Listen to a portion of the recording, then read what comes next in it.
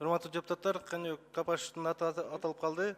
Ошол убакта комитет, тийиштүү комитетти, эл аралык комитетти жетектеп турган сөз берип коелу, жооп берейин дейт.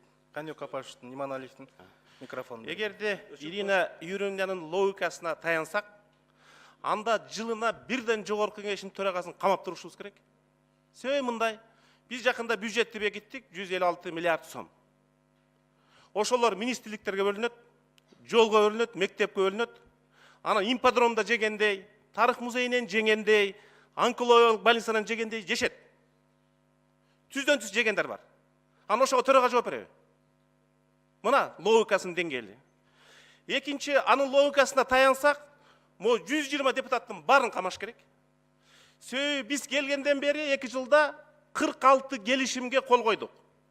1 миллиард 960 миллион доллар. Бул кеңеш. Кимиңер гарантия бере аласыңар, ошондон бир тиын желбейт деп. Кимиңер гарантия бере аласыңар? Желет. Бирок ага жогорку кеңеш эмес. Андайынки тендерлик комиссия, андайынки түстөн түз министрликтер, эң көп кредит алган транспорт министрлиги, энергетика министрлиги жооп бериш керек. Үчүнчү логика. Мен колдоп бергеним чын. 9 сентябрь 2013 жыл президенттин өкүлү келди. 3 күндөн кийин сенземин келатат деди. Тарыхый документке кол коюш керек деди. Мен ошондо кол койбосом, мен өзүмдү Кыргызстандын душманы катары эсептемекмин. Ошончо акча менен келатса президент.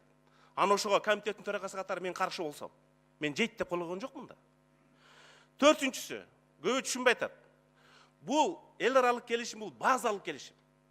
Биз бюджетти кабыл атпайбызбы? Ошол сыяктуу элестетип келе. Андан кийинки келишим, Лаврова кол койгон финансылык келишим, Абазов кол койгон техникалык келишим. Биякта 120 энергетик жок, 120 финансист жок. Ошолор жооп берет.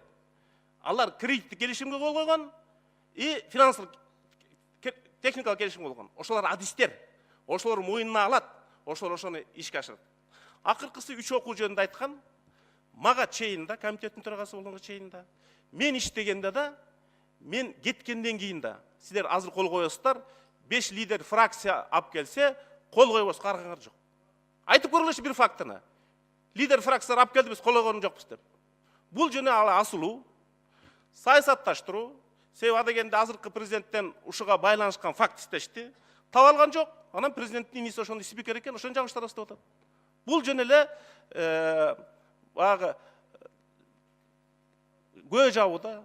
Ошон үчүн бул саясатташуу өтпөйт, а дүйнөдө парламенттик эл аралык декларация бар. Депутат өз жакта өзү берген добуш үчүн жооп бербейт. Кылган иш үчүн жооп берет. Менин кыскача жообум ушул, анан суроо бергенде да талкууларда калган сөздөрдү айтам.